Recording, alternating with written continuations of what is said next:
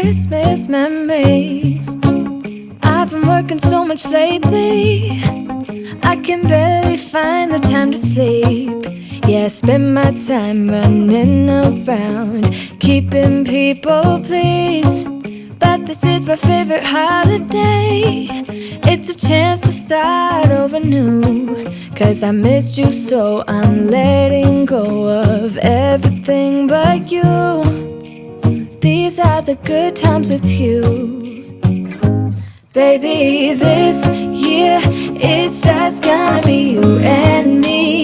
Hang by the fire and chill. Isn't this how it's supposed to be? Making our Christmas memories. Oh, and I've been longing to hold you close. Forget about everyone else. Isn't this how it's supposed to be?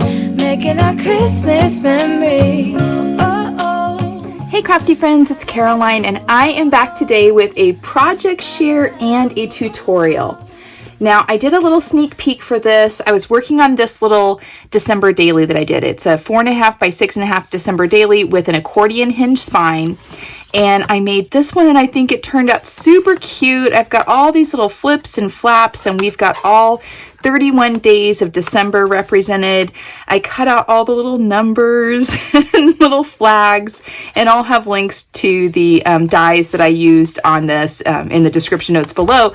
But what I ended up finding out with this one, this was my prototype one. When I put all those number elements on the pages, it caused it to be uneven because I put them all in the same place and they were really thick. And of course that's going to happen. Now it doesn't affect the spine. The spine is an accordion hinge spine. So it is, you know, ready to accommodate all of that.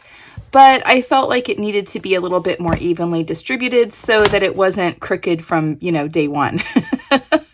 I could stuff a lot of stuff into it and it can be crooked, but this one was sort of crooked from day one.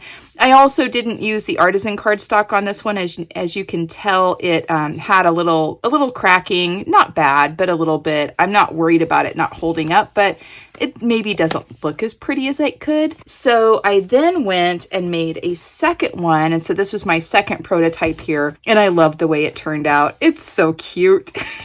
And I did distribute the numbers a little better. They're more evenly distributed throughout. So I've got more of an even, you know, thickness on my pages here. And let's just do a quick little walkthrough. I think it turned out really cute. I've got a little insert here with the journaling lines on it. And we have all of our numbered dates, you know, so I've got the first, the second, the third. All of these are tuck spots, right? So we could insert some things on here, and on these numbered ones here, you can do it on either side of it, right? So I think it turned out super cute. We've got the 4th, the 5th.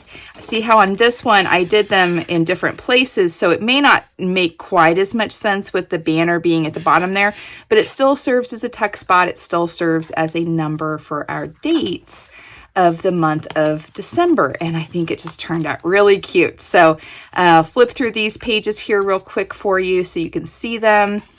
It was a really fun, bright, cheerful collection to use. When I got to the 25th, I gave it both pages for a 2-page spread. You could add other flips and flaps on here too, but I just thought, you know, for a December daily, I wanted to give the 25th a little bit more space. And then we go into the 26th, 27th, 28th, 29th, 30th, and then the 31st. So we're going to take it all the way to New Year's Eve. Got some more little journaling prompts back here, and I'm going to go through and put some more cut aparts and just sort of tuck them about for the purpose of me using them to kind of glue down while I'm adding, whether it's photos or journaling little bits that I want to add in there, maybe some tickets to the ice skating rink, who knows? We're just going to add what we feel like we need to add for our December daily. There are page inserts on these. I didn't cover them with pattern paper, although I may. I like to wait till I'm completely done and use some scraps for that. And I'm still using the same paper pad. So I've made 2 of them so far. And you can see the difference between the two. See how this one is so sloped? I'm really glad I distributed them a little bit better on this one. but I've made 2 so far. I've got plenty of paper to make another 2, and then I'm going to use all my scraps to make cards or other little gift tags, things like that. And when I'm in that phase, I plan on going back in and putting the pattern paper on the page inserts at that point. That being said, I wanted to point out this is the collection I'm using. It is a DCWV collection from, is there a date on here? From 2018. So it's quite an older collection. It's one I've had in my stash for a while. I don't think I bought it in 2018. I think I got it on clearance from Joann's, I believe. And I believe it was sometime late in 2020. I purchased this one online on clearance. I don't know if it's still available, but I'm sure you've all got these types of paper pads in your stash. I think that it's fun to go through and just find those. So, use what you've got. There's lots of new collections out if you want to use a new collection, but I'm sure you've got something in your stash. So I just wanted to point that out to you. And for today's project, I've decided I want to use this as my cover. And while these over here were kind of the, pinks and greens and more that color scheme, I'm going to bring in the papers in the collection that are more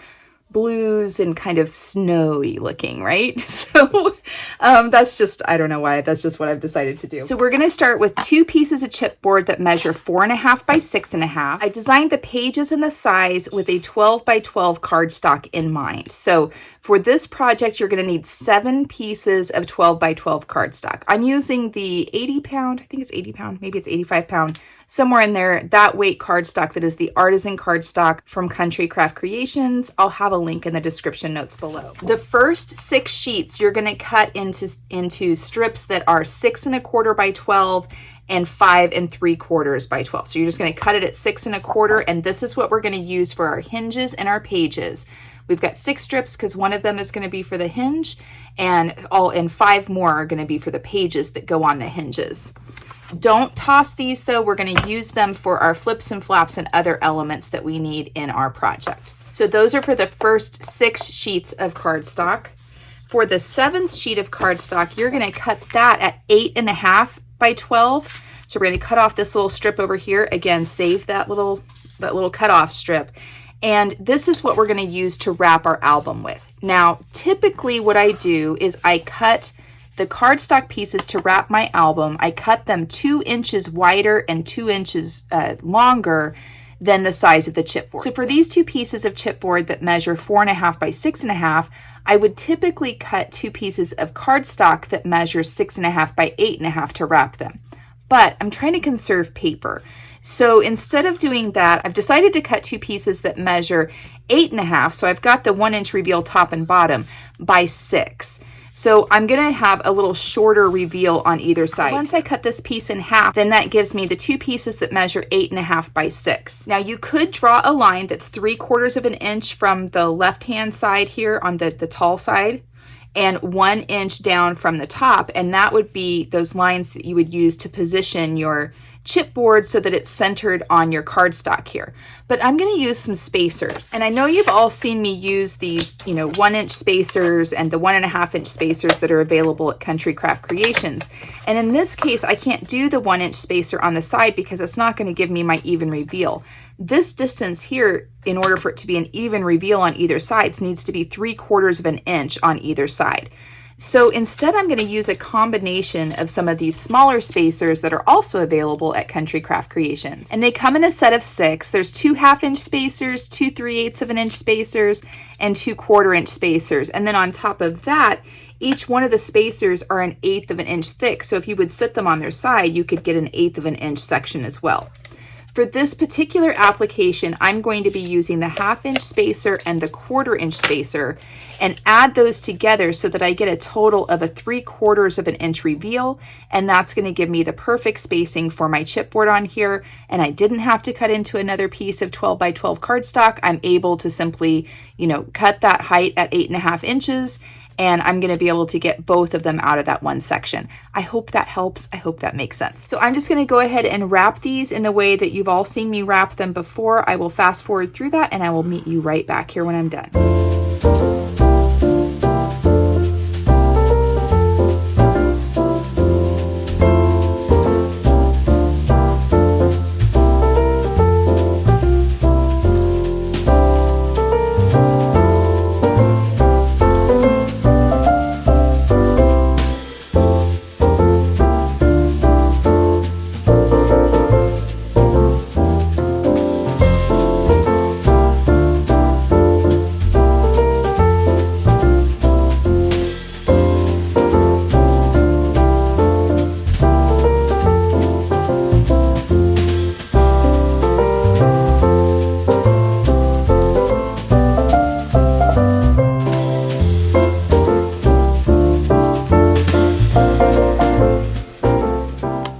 I've wrapped both of my covers, I'm going to slip them underneath my mat just to let them sort of dry flat, just to give them a little bit extra weight on them. And I'm going to leave them under there while I start working on my hinges. For my hinges, I'm going to take one of the pieces that measures 6 1/4 by 12, and I'm going to put it in on the 12-inch side. And we're simply going to score every 1 inch on the 12-inch side. So we're going to score it 1, 2, 3, 4, 5, all the way down to 11. I did want to take just a moment to point out that I clean my scoreboard pretty regularly, and I do so because every time you use it, there are little particles of paper, you know, little fibers that will get in the grooves. And over time, all of that stuff that settles in those grooves, all that little grunge that gets in there, it can make it so that your score marks aren't even. It can make it so that you have a problem with, you know, keeping your score line straight. If you notice that your scoring tool is jumping out of the grooves ever so often, it's usually because it needs to be cleaned. And sometimes you can't even see the dirt. Now on this one, I've cleaned it. I clean them at least before every project. And all I do is I take a microfiber cloth, I apply some rubbing alcohol to it, just like on a little corner, so I've got a damp corner, and I go along and I just sort of draw it down each of them, you know, kind of pressing those fibers in between those grooves, and then I finish it off with the dry side, and that's pretty much it. It's not, you know, a difficult task, but it is one that I find is necessary, and it's one that I have found really helps with some accuracy in my score marks, and so hopefully that will help you guys too. So again, we're going to put our piece for our hinge is going to be the same size as our piece for our pages, and we are going to place it in our scoreboard on the 12-inch side, and we're going to score every 1 inch. And once we have made all of our scores on there, if you like, you can turn it over, and beginning at the 2-inch mark, you can score every 2 inches on this side, so to try to get those fibers ready to fold in that way. So I'm turning it over and I'm scoring at 2, 4, 6, 8, and 10. Okay, and now, like I said, we're just going to do a series of mountain and valley folds. We're going to begin and end with a mountain fold. I have the page facing me from my original first score marks that I ran through. I'm going to just start folding them mountain, valley, alternating.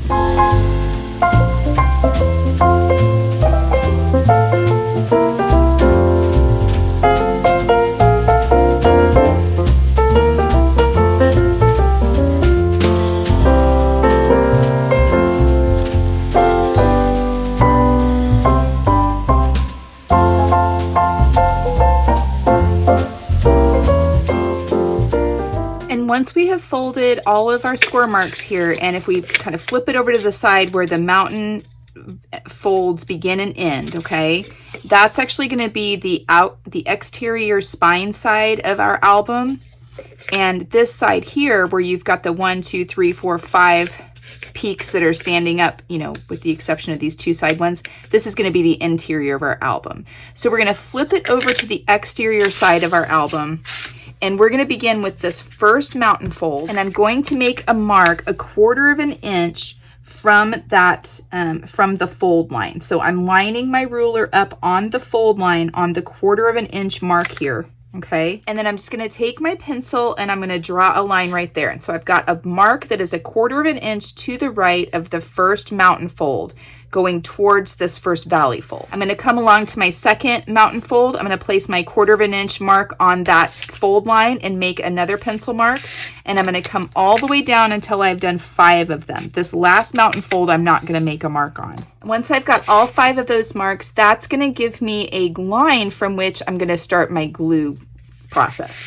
So then I'm going to come along and I'm going to place glue just to the right or just on that pencil mark that we just made, all the way down that 1/4 of an inch from the mountain pencil mark. And then I'm going to fill in all the way to the valley fold there. So you're just going to fill that in with glue. And typically I would say you can use any type of adhesive that you want. I feel like when you're doing these types of hinge spine constructions like this that require it to be able to move, I feel like it's really important just for the structural aspect of it that you use liquid adhesive. I think it just bonds with the paper a little bit better and allows you to really be able to pull on and kind of have that articulation of that of that hinge in such a way that it's not gonna pull apart. I hope that makes sense. And I'll show you when I get it all built. Well, actually, I can show you on one of these. It needs to be able to withstand this type of pressure that I'm pulling on here. And yes, you can see little bits of my glue in here. I haven't totally cleaned it out. I might go back over here with this little rubber eraser and clean it out, but I'm not too worried about it. But it needs to be able to move like this without that, where we glued that together, coming apart. And I just feel like the liquid adhesive is gonna be a stronger hold on that. So I'm going to continue to come on down here. I'm going to place my glue on or right next to that mark that I just made, that pencil mark that I just made, and then fill in the glue all the way down to the valley portion of that side of my hinge, and then just fold it over on itself so that it can, you know, get together. Now I start off by just sort of gently pressing it. I'm sort of introducing it to the glue. And then I'm going to open it up and I'm going to really burnish it. I'm really squeezing any excess glue out the ends. And I'm being careful not to push it into that section that we left without the glue. I'm being very careful to push it, you know, top and bottom. So if glue does need to move out, it's not going to move out into that area that we don't want the glue to be. It's going to move out, you know, at the top and the bottom here. Hope that makes sense. And so I'm going to go along and finish gluing all of those together. And once we've gone ahead and glued all those together, you end up with a piece that looks a little bit like this. Here I go. It's a little stuck together. But you end up with a piece that looks like this with this sort of expansion capabilities on the back. I don't want to pull on it too much right now. In fact, I'm just going to put some clamps on here and set it aside for a little bit. Just sort of let it continue to cure in this way. I just want it to be really firm in its contact there. So I'm going to go ahead and set that aside, and I'm going to retrieve my front and back covers that I just wrapped. So now I've got my front and back covers, and I'm going to go ahead and put the decorative elements on the front of them now while this hinge little spine section thing is sitting over there kind of curing. And for our front and back covers, I have cut 2 pieces of pattern paper that measure 4 7/16 by 6 7/16. So just a hair short of that 4.5 by 6.5. So I'm going to have this little tiny reveal all the way around here of the white paper on the cover showing. And then I have cut for the back cover, I'm just going to leave like that with the pattern paper. And then for the front cover, I've cut a couple different pieces of matting. And this is not necessary. You don't have to do this. It's just a style preference for me. I like having a really small border around the papers that I'm using to try to help just create like an edge banding to them. And it's just my preference to have it a smaller reveal, but you don't have to do that. For this purpose, I have a piece of the shimmer cardstock that is cut to 4 by 6, and I have a piece of the white artisan cardstock that I cut a 1/16 of an inch larger on the length and the width on that one. And then for my cut apart, this one measures, I trimmed it down. It started as a 4 by 6 cut apart. I trimmed it down to 3 3/4 by 5 3/4. So I trimmed 1/4 of an inch off of it, the length and width on that. And then I cut a piece of cardstock here that is a 1/16 of an inch larger in width and height. And I'm going to use that to mat that on there as well. So I'm going to round my corners, ink my edges, and glue these down, and I'll be right back. Okay, so after I started laying this out, I realized I didn't really like the look of this blue behind there like that. I don't know, I didn't think it popped quite as much. So what I did was I went ahead and trimmed these pattern pieces down to 4 3/8 by 6 3/8. And then I went ahead and cut 2 more pieces of this blue shimmer paper that measure the 4 7/16 by 6 7/16. So I'm putting that piece down first. I'm putting the cardstock piece on top of it. I am, you know, inking all of my edges. And then I end up with a piece that looks like this. I feel like it's a little bit better defined. I kind of like these little fuzzies in here. It has some texture to it. It's got some darker flecks and lighter flecks. I think it looks kind of cute. And I'm going to just forego this piece altogether. I think I'm going to use this as a matting piece for something inside the album because I've already cut it. But you don't have to do that. And then I'm going to place this on for my cover. So I'll finish gluing these down and I'll be right back.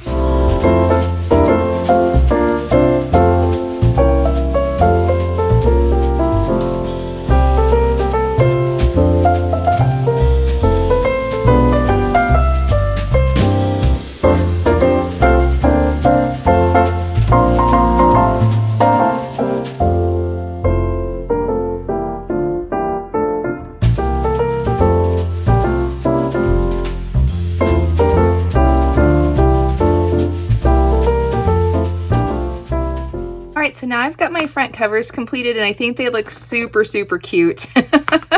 I really like them. Let's see, let's go like this so my stripes are lined up. And now I'm gonna go ahead and attach my spine / hinges to my front and back cover. So how we're gonna do that is we're gonna open this up, and all of the ends that have the folds over the top here, those are gonna be towards the inside. The side that you can pull apart like this, that's the back side of the album. So we're going to attach it by placing glue on both of these 1-inch flaps, and then they're going to be adhered to the front and back cover like this. We're going to line them up so they're flush with this edge here of the front or back cover, and centered top to bottom on here. So all I'm going to do is place some glue on the side of the flap that if you open it up, you can see the little pull apart sections here. I'm going to place glue all over this 1-inch section here. And I'm going to line it up with my front cover in this way. So I've got the parts that are pulling apart here facing the back edge of the spine. And I'm going to line it up so that it is flush with the edge of my chipboard here on my front cover, and centered top to bottom. So I should have, you know, 1/8 of an inch at the top and the bottom. This is 1/4 of an inch shorter than the full height of the chipboard here. Making sure that's centered. Once I've got that right where I want it to be, I'm going to open it up and, you know, kind of gently at first.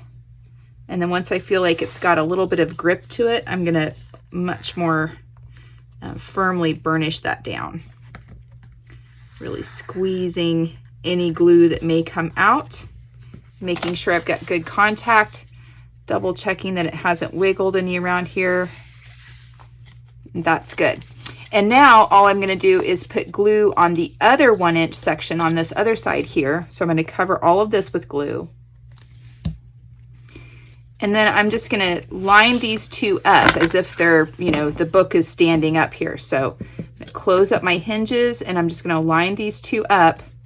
So I've got my back cover and my front cover lined up with each other. I'm pressing it down on the tabletop, making sure that I'm even on all 4 sides, and just making sure that this is centered on here just the way I want it to be. And once that's sort of been sitting for a second and kind of taking hold, then I'm going to open it back up again, and once again give this a light at first burnishing, and then kind of ease into a more aggressive burnishing. I just don't want it to wiggle around on me, so I'm not going to come in here and start pressing really hard if it hasn't already started to get a little tooth to the hold, if you know what I mean. So there you have it. We now have our front and back cover attached to our spine / hinges, and they will pull apart if we want them to. I don't want to pull them just yet. And I'm going to go ahead and put some clamps on this again and just hold it in place so that it's got, just, you know, just so, just 'cause. I just want to make sure that it's drying the way that I need it to. So I've got that sitting there. I'm going to go ahead and set that aside, and we're going to start working on getting our pages ready. So for the page elements, there are really only 5 pages to this album here. So we've got each one of the hinges has a page sort of section attached to it. So this is 1, this is 2, this is 3, 4, and 5, just like that. Within each section, we've got additional elements that are achieved either by the fold of the pages or by additional elements that I've glued onto the pages themselves. So for these, we're going to need the other 5 sheets that we cut to 6 1/4 by 12. We're going to start with those, and we're going to place them in our scoreboard. We're going to score them at 4 and 8. So for all 5 of them, then we're going to go through and we're going to score it at 4 and at 8 on the 12-inch side. And once scored, we're going to fold and burnish. One of them is a mountain and one of them is a valley. And at this point, it doesn't matter which one. We're just going to pick one to fold one direction like this. And then we're going to fold the other one in the opposite direction like this. And we're going to do that to all 5 of them so that we end up with something that looks like this. And once we've folded and burnished all those, we're going to take 2 of them and set them aside. And on 3 of them, we're we're going to make a series of cuts. So let's look back to my little original one here. On the first page section, which is this section here, and on the last page section, we're going to glue some additional flaps on here on these sides. But for these middle sections here, for these inner 3 pages, it's just this folded portion here. So these two that are kind of the loose little flaps here, the individual flaps, we're going to achieve those by cutting into one of these 4-inch sections. So let's go ahead and do that real quickly. Now, how the pages are going to go on is they're going to actually attach to the hinge. These 2 pieces here are going to glue around the hinge, and we're going to create a pocket here for them. So on one of the flaps here is what we're going to cut a slit into. And I've just chosen, for ease of not kind of getting confused on it, I've chosen to have my accordion fold to be kind of like this. So I've got the mountain fold on the right hand side, a valley fold here on the left hand side if I were to open it up. And this 4-inch section here is what I'm going to cut my slit into. Okay, but you don't have to. If you find that you've ended up kind of doing it opposite, it's fine. It'll be totally fine. It's not a problem. So I'm going to come along here and I'm just going to make a mark in the center here. I know that this is 6 1/4, so 3 1/8 is my kind of center point. So I'm going to come along here and just do a little tick mark at the center here and a little tick mark at my center measurement here. I'm going to connect my 2 lines with my pencil mark. Okay, and the reason I did that is I want to actually cut on either side of that pencil mark so that I've got a little bit of room for it to move. So I'm just going to take my scissors and I'm going to cut to one side of that mark all the way down, just until I get to that fold mark. Okay, and then I'm going to cut just to the other side of that pencil mark so that I've got a little bit of room between both of them for them to move a little bit more freely. So I've got this little sliver is basically what I've just cut out, and I can just go ahead and cut that piece off. And now I've got these 2 flaps here that once attached are going to move freely here and act as their own sort of individual pages. And round these corners. So now I have a piece that looks like this, and it's going to get glued in over the hinge like this, and this is going to be my whole page element for my inner 3 pages. I'm going to go ahead and make my marks, cut on either side of the mark, and round the corners on the remaining 2 pages that are going to be cut in this way. And now that I have these 3 page units complete, I'm going to set them aside, or cut and prepared. I'm going to set them aside, and I'm going to work on my 1st and my 5th page. So it's my 1st page unit and my last page unit that's going to go in my album. And as you can see over here, I added 2 flaps on this first unit here, as well as a flap on the back side of it. So there's the larger flap on the back side and the 2 shorter ones here on the front side of the page unit. So we're not going to make any cuts into the page unit, but we are going to prepare our flaps that we're going to attach to that. And so for those flaps that we're going to add to those 2 page units, we're going to need 2 pieces that measure 6 1/4 by 4.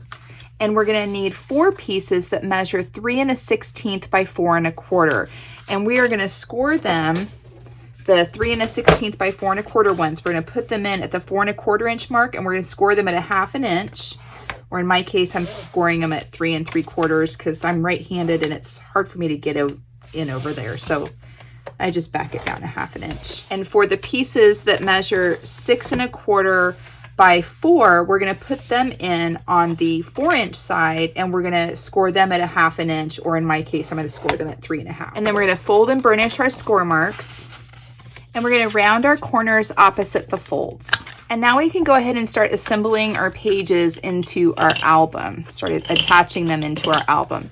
And so I'm going to open it up, and the first page section is one that is not, we haven't done the slit in them like we did the interior pages. And it's going to be glued on here in the same way that we glue all of them on. So actually, let me back up. The first thing I need to do is I need to go ahead and make some corresponding 1/4 inch marks so that we're not gluing into this area of our hinges that we've created so that they can expand, right?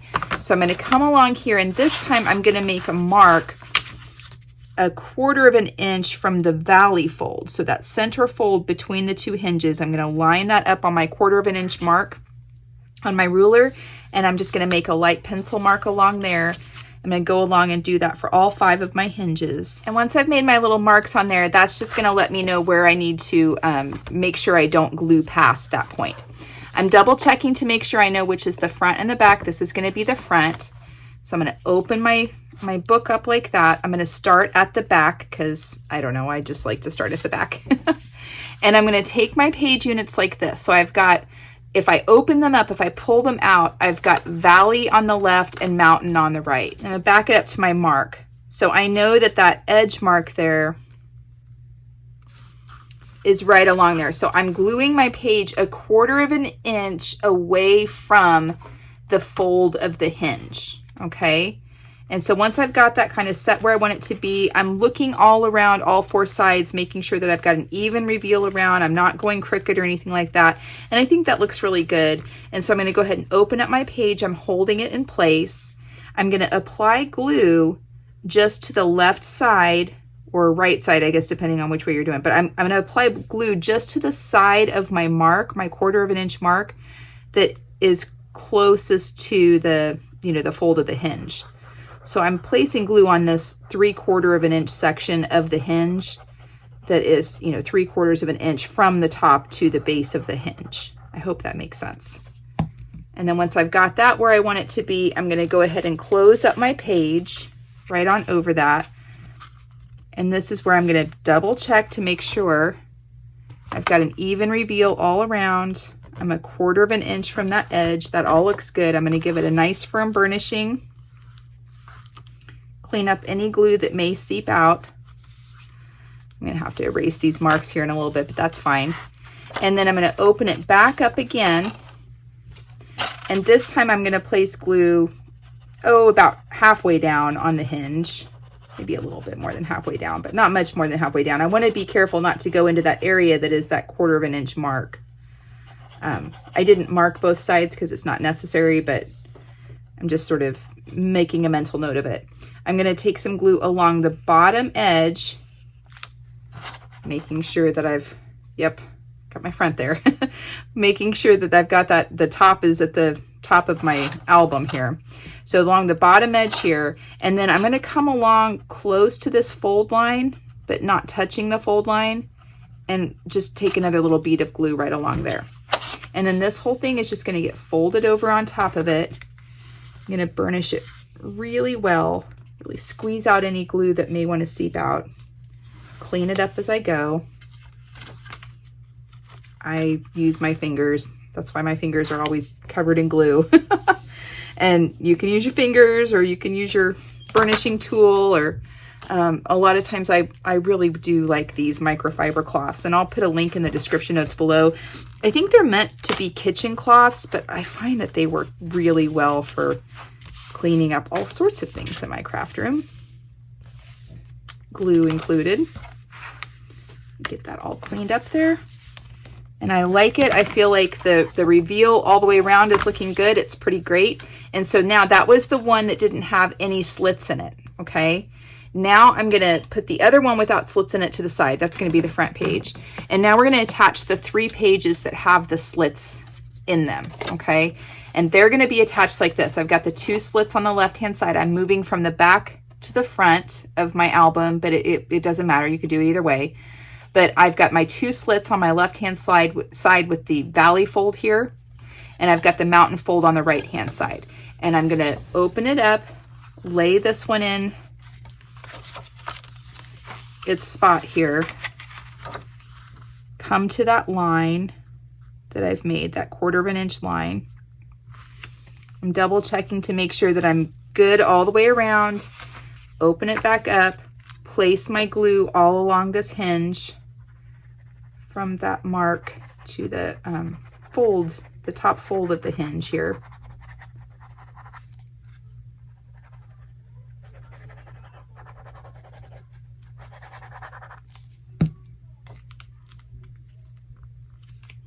And then just close it up over on itself.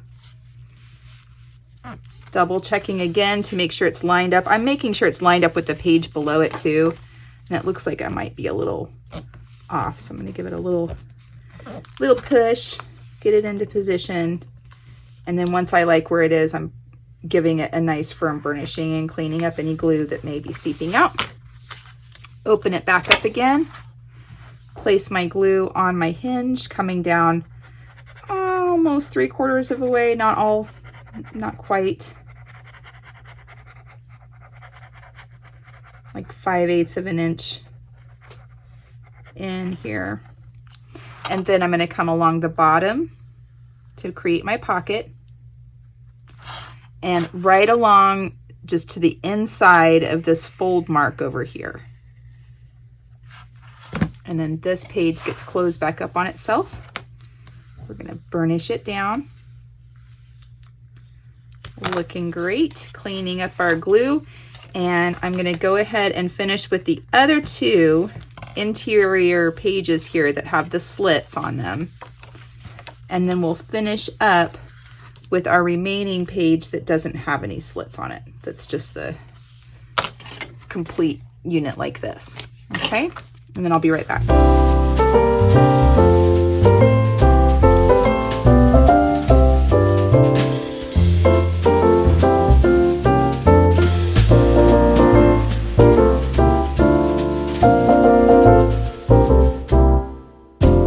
So now we've got all of our page units in.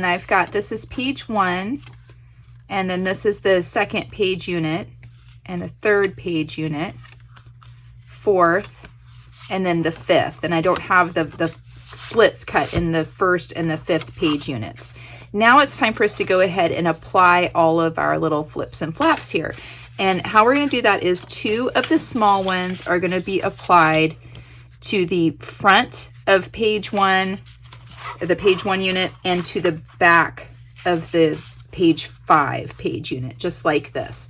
So I'm going to put some glue on my flaps and line them up. I'm lining them up in the top corner, the top upper right corner on this first page unit, and the bottom lower right corner as well. So I've got some space between those two.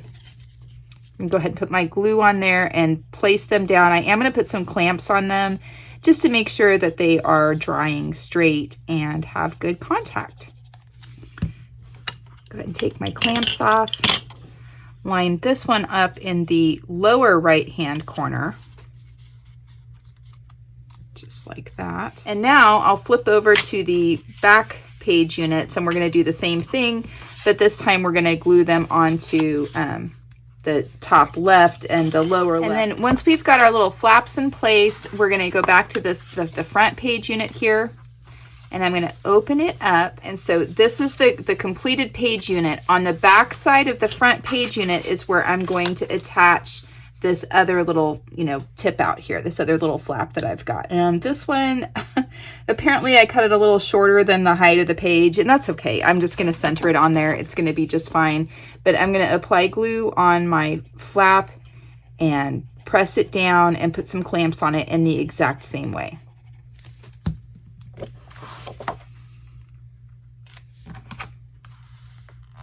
And once that has been glued onto the back side of the front, of the first page unit, we're going to go back to this last page unit, and we're going to put another tip out here on this one. But instead of going on the back side on this one, I want this page to stay as it is. We're going to open up, so this is the back page unit. I'm going to open up the one little tip out here, the 1 4-inch section that isn't folded or anything, that's just out there on its own. I'm going to open that one up, and I'm going to attach this one on the portion of the page unit that has the fold. So where I just attached these two here, and this is the folded edge of our page unit, I'm going to attach the larger one just on the back side of it. So we're going to have quite a bit of bulk on this back little section, but that's going to be just fine. And it just allows me to lay it out so that these 2 pages here end up being Christmas Day. They're the 25th. It's just how I want to lay it out. If you're doing this for like an October daily or just, a general album that you want to put together, it doesn't matter. You can attach it wherever you like. Or you don't have to do it at all. That doesn't have to accommodate this many pages. I just added these so that I would have enough flips and flaps and pages assigned for all 31 days for this as a December daily. If you don't need that many, you don't have to put in that many. And if you want to add more, you can also add more. So this one is just going to be attached on the back side of that kind of folded element here where I just put the other two smaller little flip outs. So again, just to reference, these are the two smaller ones. This is the folded portion of the page unit, and I just glued this down to the back side of it. I'm going to put some clamps on there and let that sort of take hold. And once that has sort of set and is in place, I'll take off my clamps, and I've got all my page units in place. So on each of these page units, these little flaps, they open as if they're a page as well. And I didn't put any magnets or closures on them. I'm letting them just sort of, you know, open freely as if they were on their own hinge unit, right? But when we get to these that I just attached down, and I'm including this other one here, I want to put magnets on them because I just don't want them flopping around as I'm trying to open and close the pages. They're going to catch on some things.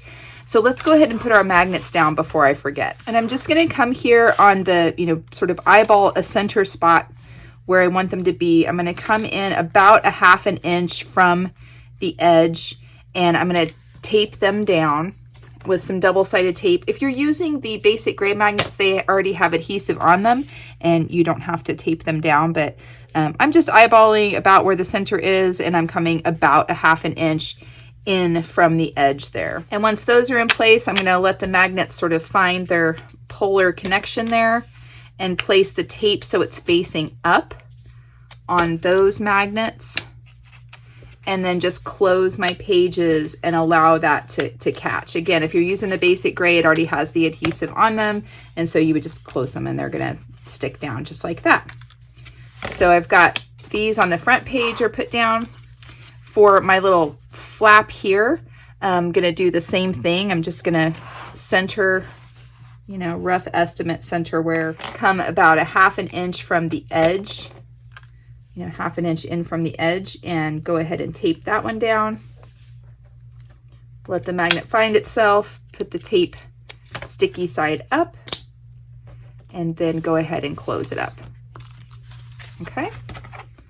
So I've got my magnets on these. I'm going to go ahead and put them on the back ones in the same way. And then another little step that I've decided that I want to do on this that is completely optional, you don't have to, is I like to put these little ribbon tabs. For me, it's not so much because you need it to open it, because you don't, but it sort of denotes, hey, there's something to be opened there.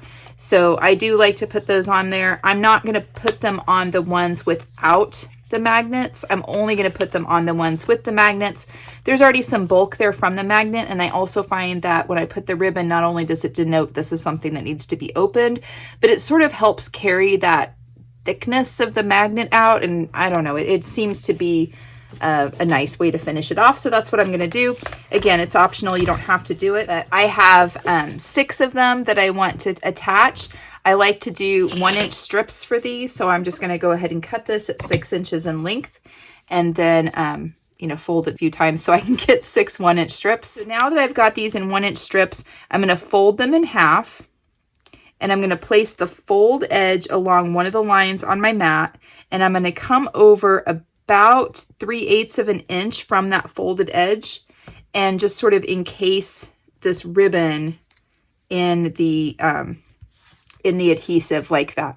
So I'm going to do that for all of them just to make these little units here that it's easier for me to hold on to. So again, folding it in half, placing the fold along a line on my mat, and then coming along about 3/8 of an inch or just past 1/4 of an inch from that fold line there, or the folded edge. And then I'm just wrapping it around the raw edge of my folded ribbon there. So I'm going to keep doing that for all 6 of them. And once I've got these little units encased, I'm going to trim off some of the excess tape that I've got around there. And I'm going to place these on so that a scant 1/4 of an inch is going to reveal. So I'm going to kind of line up my edge there. I don't want it to be a complete 1/4 of an inch, so I just want it to be like a little scant 1/4 of an inch. And I'm going to take my tape off, or take the backing of my tape off. And once I've got my backing for my tape off and it's still kind of held in place here, I'm just going to, again, I'm eyeballing a center line, and I'm going to place it down here so that I've got 1/8 of an inch really that's revealed there. Okay. So as you can see, there's just this little bit sticking out there. I don't want to go beyond the 1/4 of an inch because I've only got a 1/4 of an inch between, you know, the edges of my attachment here and where this is. I just want it to have a little bit of room there. So, I don't know if that just made any sense. Hopefully that made sense for you. And then I'm going to come back over my entire piece of ribbon with another piece of tape, and that's going to give me exactly the reveal that I want there. And so I'm going to repeat the same process with the other ones. And there we go. Now I've got my ribbons attached, and they're not going to catch in any way as I'm turning my pages. So that's for the 2 little ones there. Let's go ahead and do one here for this one. I do want to remember to kind of trim down my tape this time. Go ahead and peel the backing off my tape. I'm going to open it up, line up my edge here on this, take some tape and cover it up. And that is how I add my little ribbon pull tabs on my pages. So now we've got that one. So I'm going to go through and do for the other 3, and I'll be right back. Okay, so now I've got all of my little ribbons attached where I have magnets, and I think they look really cute, and they just, I don't know, I just like them. Like I said, this is not necessary. You don't have to do it. It's just something I like to do. Now, the next thing I want to do is, and this is also not necessary, you don't have to do it in this order, but I choose to do it this way because if I don't, I will forget which one is the top and which one is the bottom of my page units. So I've got these pocket pages here, right? So I've got the pocket openings here at the top. I want to go ahead and cut my inserts for them so that they're sticking out of the top, so that as I'm working on things, if I get turned around as I'm gluing things around, I have a visual reminder of where the top and the bottom is, so I'm not attaching things on here upside down. And for the page inserts, I'm going to cut pieces that measure 2 5/8 by 6 3/4, and I need 5 of them. And I'm going to cut them from the remaining pieces of our cutoffs here when we cut for our pages. So we've got these cutoff pieces that measure 5 3/4 by 12. We have 3 of them left. We can easily get these from those pieces. And then on this one here for this album, I cut some scallop edges with a scallop edge die that I had and ran them through my die cutting machine. For these, I'm going to use my Martha Stewart punch. So I'm just going to line it up here with one of the edges, give it a punch.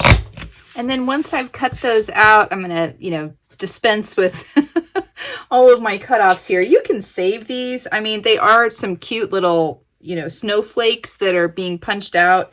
I'm not saving these, but I have in the past, and they make for great little embellishments as well. And then I'm going to round the corners on the opposite ends of the edge that I punched. And then once we've got those taken care of, we're just going to come along here and insert them into each of our page units. And I like the way they look. I think they're cute little tags that just peek out of the tops here, and they serve a purpose not only for being cute little places to tuck cool things, but also to remind me where the top and the bottom are as I am, moving my book around this way and that way, so that, let me get this in here. So I don't get confused, and it helps me, and I just think that they look really cute. I will come in, like I said, and put pattern paper on them when I have finished, and I'm going to use my scraps to do that. But in the meantime, I just think they look really cute like that. So that's awesome. Now let's go ahead and move on to making some pockets for our front and back inside covers, the inside of our front and back covers here. After we cut those to 6 3/4, we ended up with these little cutoffs over here. And so from them, I'm going to cut 2 pieces that measure 4 inches by 5 1/4 inches. And we're going to score these in kind of a mirrored image sort of way. We're going to place them in on the 4-inch side, and we're going to score them at a 1/2 inch on one of them on the 4-inch side. And we're going to score them at 3 1/2 inches on the other one on the 4-inch side. Okay. And so this is for our front inside cover and our back inside cover. And then we're going to turn them so that our score marks are at the top. And on one of them, we're going to score it at a 1/2 inch on the 5 1/4 inch side. And on the other one with the score mark at the top, we're going to score it at 4 3/4 inch on the 5 1/4 inch side. And so that's going to give us this sort of mirrored image where we have a 1/2 inch on each of these edges and a 1/2 inch in the bottom. So if we were to put them together, they would match up like that. And then we're going to fold and burnish our score marks. And I'm going to give a little miter to these corners by taking my my scissors right there in that junction where the 2 score marks meet. I'm going to fold one of the sides back and give it a little snip. Open it up, fold the other side back, place my scissors in there and give it another little snip. Do that on both of them.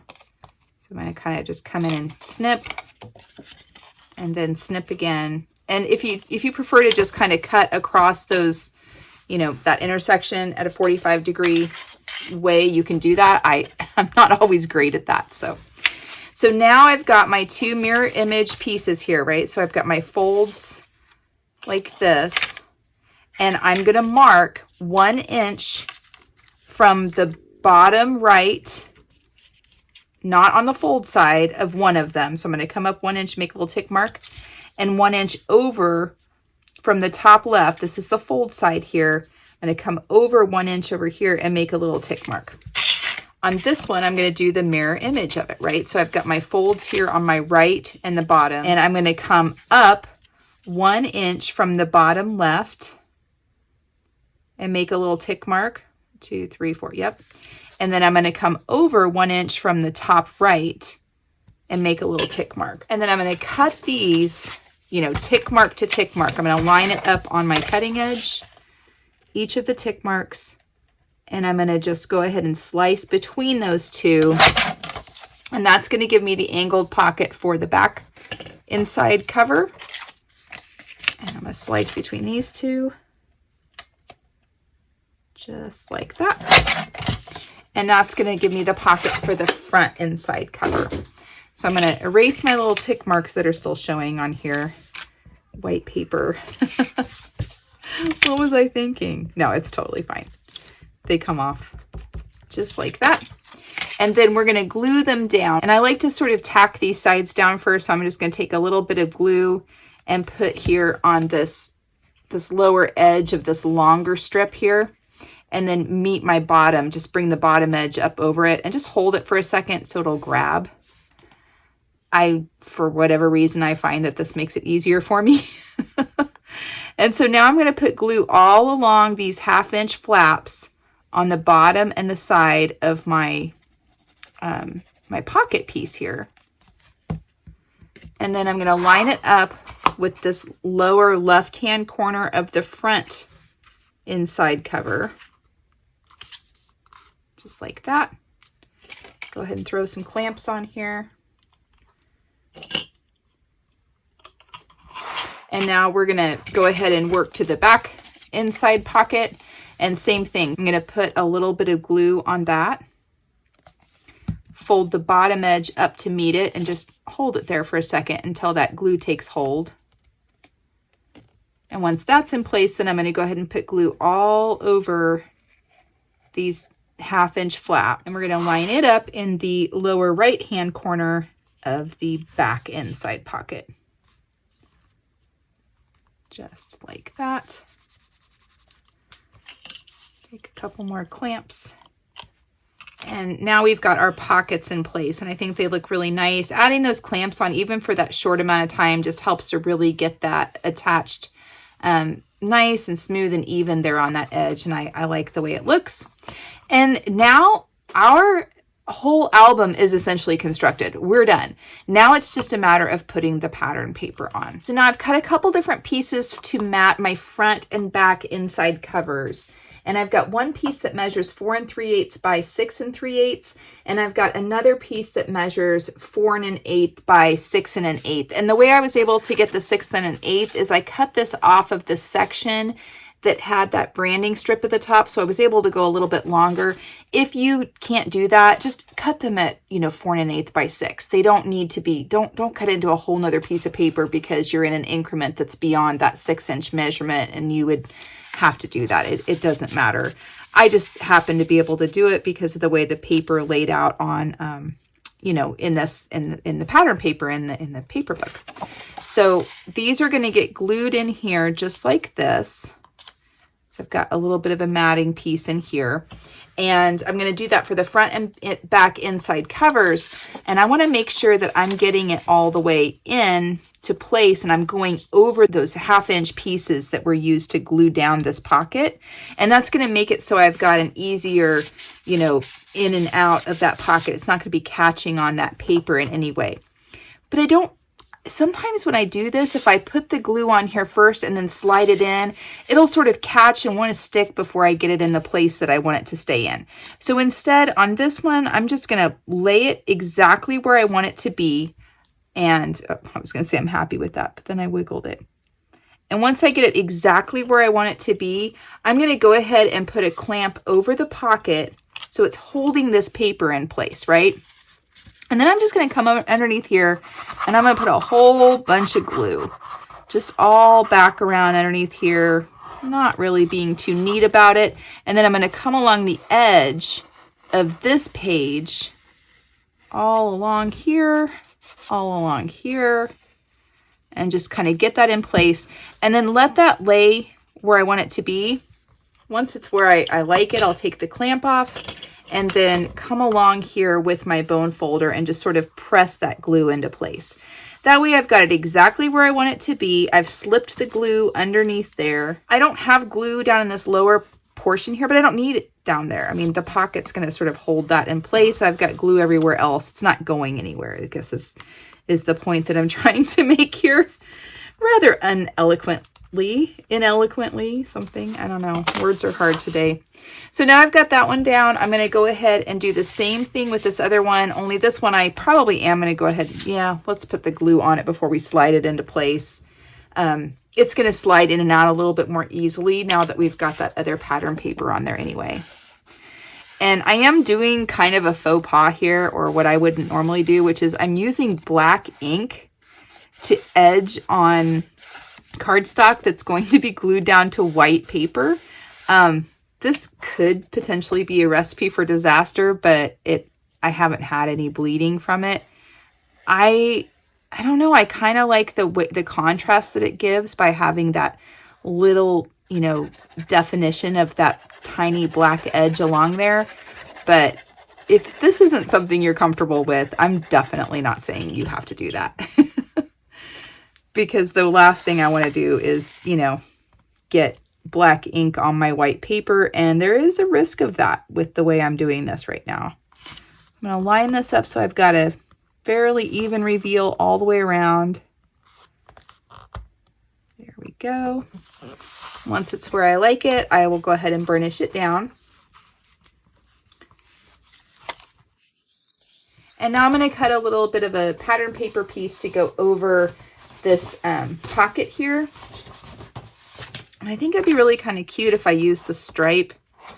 I went sideways with the stripe anyway, so let's just do that. I think that will work. I've got some of these cutoffs here, and I sort of like this stripe. I think it looks pretty cool. So I'm starting with a piece that measures 3 3/8 by 4 5/8. I'm going to set it on top of my pocket and just make a couple tick marks where I need to cut for those angles, and cut them in the exact same way as I cut the angle for the pocket by lining up the 2 tick marks along my cutting edge of my trimmer here and dropping the blade. And now I've got a nice little, you know, matting piece to set over the top of that. And I erase my pencil marks and glue it down. And I really like the way that looks. I think it's looking super cute. I'm going to do the exact same thing for the back cover over here. And once we've got our front and back inside covers, you know, decorated with our pattern paper, however we want to do it, then it's time for us to go ahead and start decorating the inside. So I do want to go ahead and make my numbers for my daily. So I used a combination of dies to do that. I used this set here from Gemini for the numbers, and I used a portion of this set here, this Craft Dies by Lisa set here. And what I did with this one was I used it to cut out the banners, and I could only cut 2 at a time. I was cutting out the blank banners. I didn't want to do the ones with the numbers on it. It was going to be too big. I was going to have to double them up. So I did put the smaller numbers on these banners here.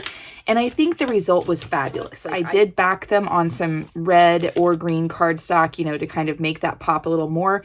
It's a lot of layers. It made it thick. All of those things are true, but I loved the effect that it gave. What I didn't love was having to cut out so many of those individual numbers. So for instance, for the number 1, I had to cut out like 13 of them, right?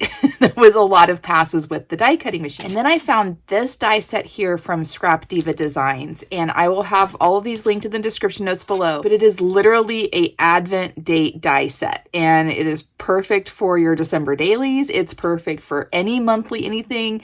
It has all the dates of the month in number form, in numerical form. And you don't have to cut out a whole bunch of number 1s because the number 1s are included in, each of the number sets in the set here. It comes in 2 different font styles.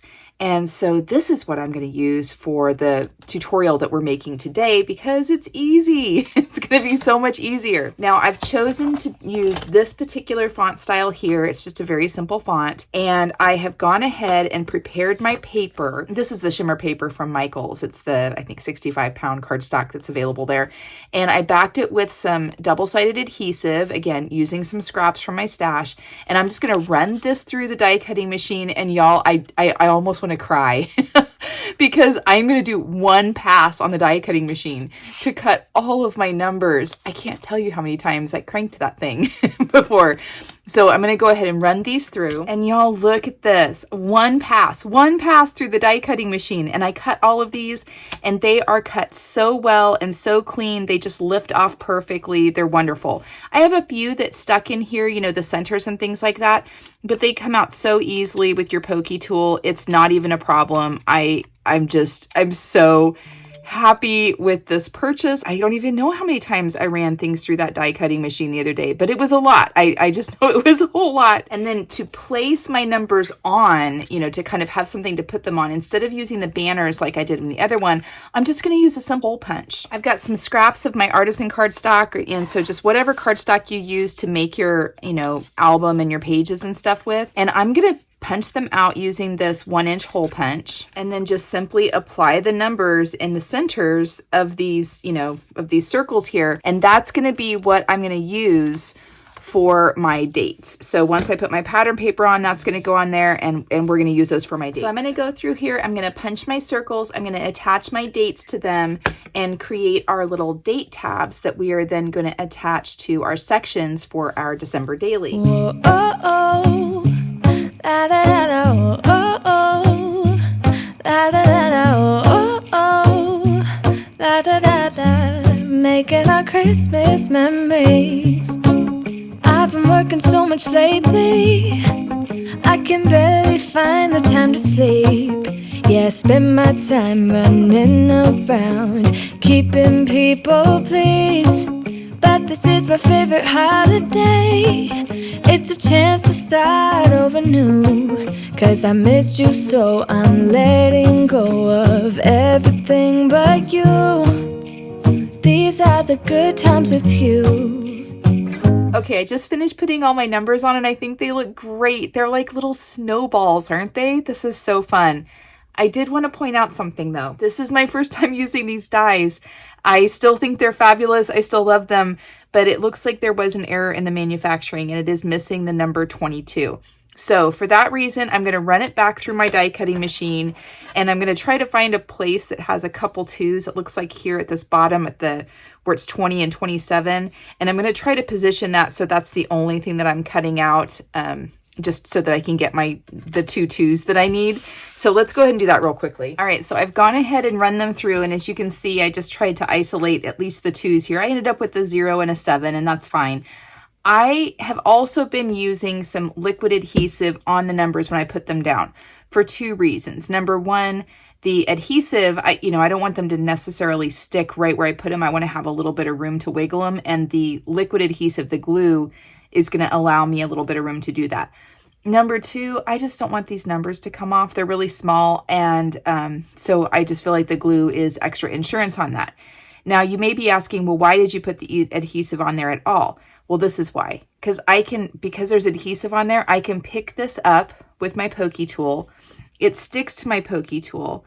I can do a couple little dots of adhesive here on the back of it, just like that. It still stays on my pokey tool, and I'm able to place it down where I want it to be. I can still sort of move it into a different position if need be, and it just makes it so easy.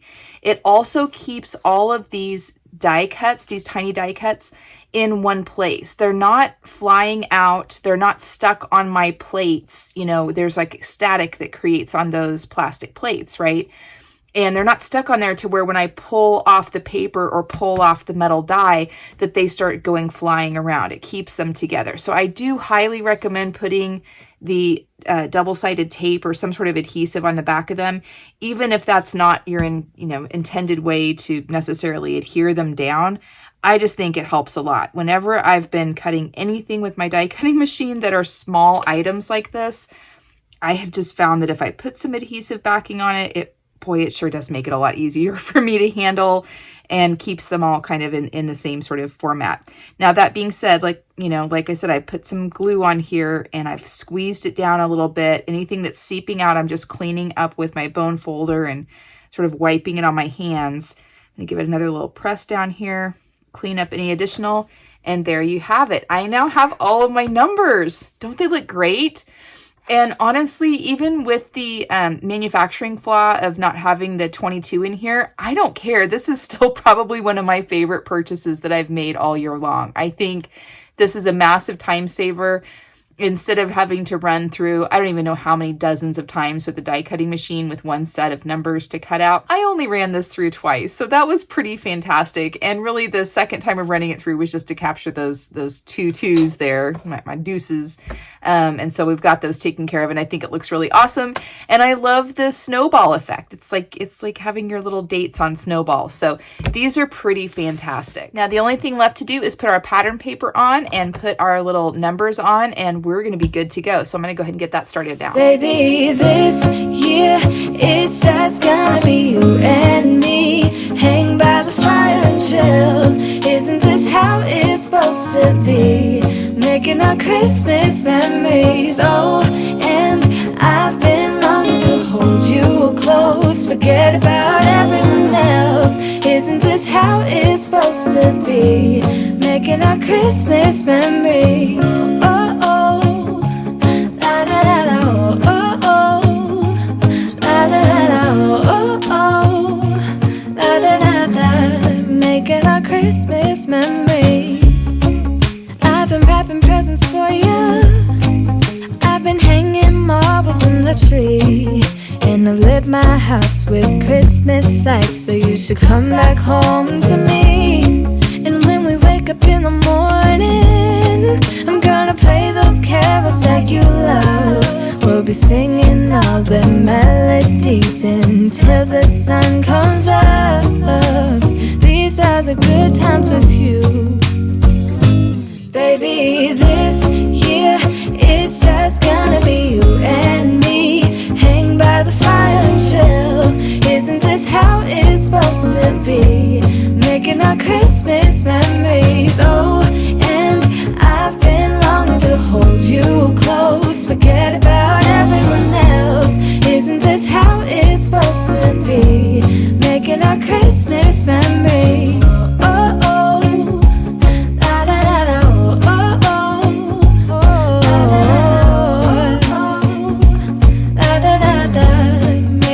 Christmas memories. Yes, these are the good times with you. Don't even care what we do if I spend it with you. Just you and nobody else. It's so good to see you again, to see you again. Baby, this year it's just gonna be you and me. Hang by the fire and chill. Isn't this how it's supposed to be? Making our Christmas memories. Oh, yeah. I've been longing to hold you close. Forget about everyone else. Isn't this how it's supposed to be? Making our Christmas memories. memories. All right, we finished it, folks, and I think it turned out really cute. Look how neat and tidy the spine is. I went ahead and put a little decorative element on the back, very similar to the one that I did here in my sort of second prototype that I made. I love it. I've got a little journaling card here, and I did leave the top open on it as well. So if I wanted to tuck a picture up underneath there, I could. Put a little decorative element over here, and then we just have all of our numbered sections here for our December daily. I backed my page inserts with some of the shimmer cardstock because I did feel like those snowflake cutouts were a little too fragile up there at the top, and I wanted them to stay nice and sturdy. And each one of these numbers is glued down in such a way that it is a tuck spot, so you can slip papers or photos or what have you just behind there. And I think it came out really cute. A few places here where there was that circle cut out from the branding strip and I wanted to be able to conserve paper, I went ahead and used it and then covered it up with some other little elements. I think it's great.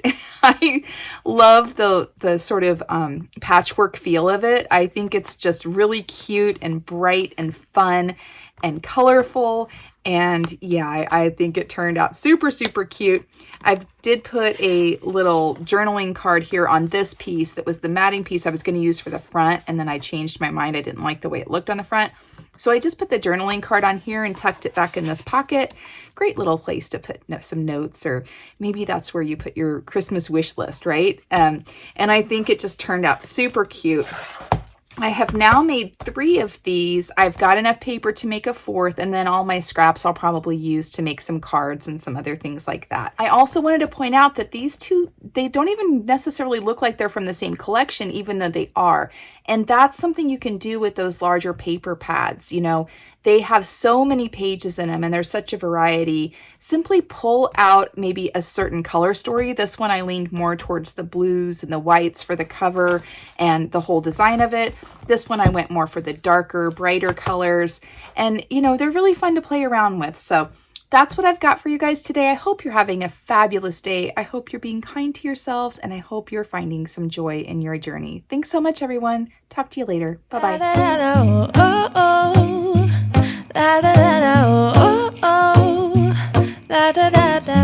Making our Christmas memories.